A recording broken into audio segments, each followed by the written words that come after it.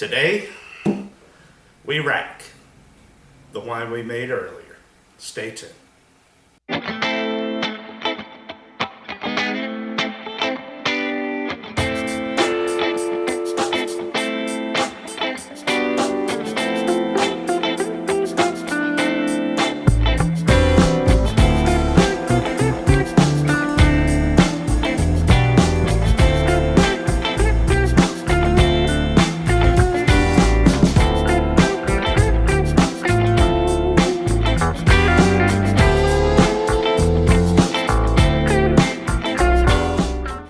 Hey everybody, it's Brandon here. This is going to be a fairly quick video. What we are going to do today is rack the 1.5 gallon wine batch that we made. Let's see, the date on this is March the 4th. So it's been almost 3 weeks. To be honest, I kind of forgot about it a little bit, had some family come by, and well, you know, no big deal. So, the very simple process for this. All you're going to need is a racking cane and a vessel in which to collect your wine in. We are not going to be transferring this for bottling or anything like that. So we're just taking from this bucket to this bucket. And now I've set it down lower on the chair here by the table because I don't need a whole lot of elevation to get it going. So what I'm going to do is I'm going to take the lid off.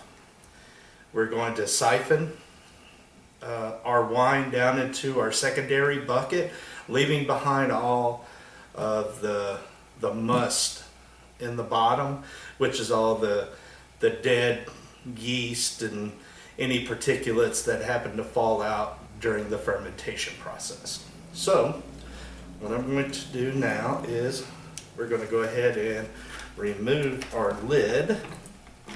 Well, let me remove our airlock first. And then remove our lid.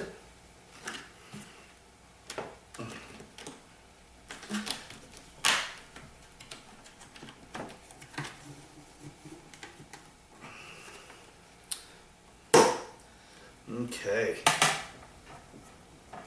Definitely smells really, really good. You know what I'm going to do? Let me get my hydrometer. I'm going to go ahead and take a reading since we're doing this. I want to see where it's at right now. Hold on just a moment. All right, now let's go ahead, and what I like to do is take my hydrometer, put it into my cylinder. Let me get the sanitizer water out, and my turkey baster, and I'm just going to take a sample till it rises. Be very careful, kind of take this from the top, try not to disturb the lees on the bottom. Now keep in mind that this still has a lot of CO2 in it, because we have not degassed it yet. Okay, there we go. And carefully put that back in. And let's see, our starting gravity was 1.100. Let's see if we can see how far she went down.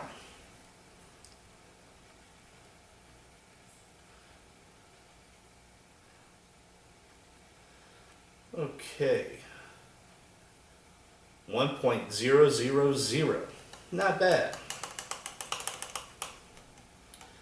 So, tell you what, let me get a glass and we're going to take a taste from our cylinder. Okay, and we're back, glass in hand. So, we're just going to pour off a little bit. That'll be good.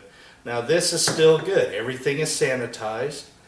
So I'm just going to carefully pour this down the side of the bucket to not let it oxygenate. Plus there's a lot of CO2 still in the must, so I'm not terribly worried about introducing any kind of oxygen or anything of that nature. So let me put that there. Looking at it, it's definitely not clear. I still get the Concord grape smell.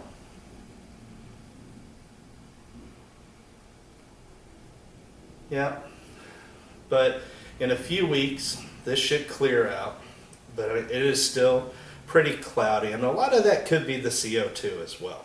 But let's take a taste and see where it is.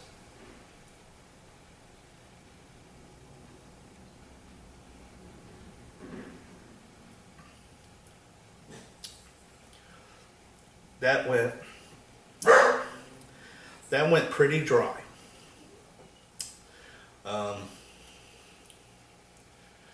What we'll probably do, we may have to back sweeten, I don't know, but it could be from the gases in it that's kind of throwing the flavor off, because I definitely get the grape. So I'm not going to do anything right now. I'm going to wait at least 2 weeks or so, give it time to clear, kind of naturally degas a little bit, and we'll check it again at the end, and we'll see if we need to back sweeten or leave it as is. I do like some dry wines. But anyway, the auto siphon, your best friend in winemaking or beer making. This one happens to be for especially great for the 1 gallon jugs, and it works great for these buckets. You have your piece of hose, you set it down on the bottom because you don't want to stir up oxygen into your wine. And then you just bring it up, push it down, and it creates a vacuum, and it works with gravity, and it's going to pull our wine off of the lees down into the bucket to help it go to secondary, or what they call secondary fermentation. I prefer to call it clearing, because really I'm pretty sure it's done fermenting. Anything that's left over would be gassing, degassing of it naturally, and that comes naturally just sitting. So I'm not going to make you sit here and watch this whole thing. I'll be back once everything has been transferred over. So I'll see you in a few minutes. Okay, and we are almost done.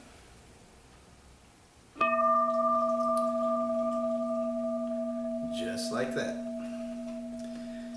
So I'm going to gently raise this out. There we go.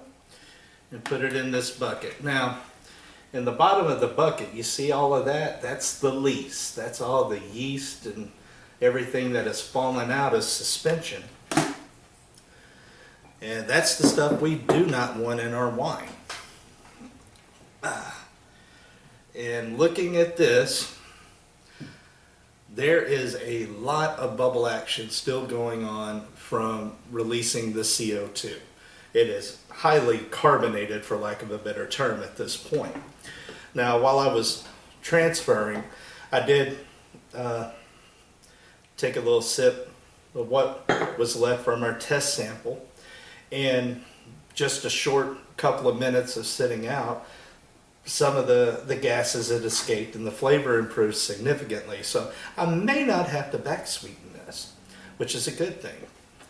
So what I'm going to do now is I'm just going to use the same lid that we use for fermentation, and spray it down with my sanitizer solution, which is Star Sand. That's all I use. And it works great. I've got the huge bottle of it many years ago, and it only takes like an ounce to a 5-gallon amount of water to make really good sanitizer. So that's what I use. Now I'm going to install the lid on here, just like that. Give it a little squirt, and just for good measure, my airlock. And I'm going to put it into the lid, just like that. Now, how long do I let it sit? As long as it takes. I'm probably going to check it again in about 2 weeks. Take a sample, see if it's still holding around 1.000. If it is, then I may give it 1 more week just to allow even deeper clarification of the wine. Allow all that stuff to kind of fall out and naturally degas. Then what I'll do is I will transfer the wine again, just in case anything settles to the bottom. I'll re-rack it, and then I'll degas it. There's a multitude of ways of doing it. I just use a slotted spoon that's plastic on the top, and sanitize it, and I just gently stir it back and forth in like a whirlpool action, trying not to, I'm not worried about getting oxygen into it because I'm trying to release the carbon dioxide. See right there, you just saw the bubbles already. And it's going to foam up.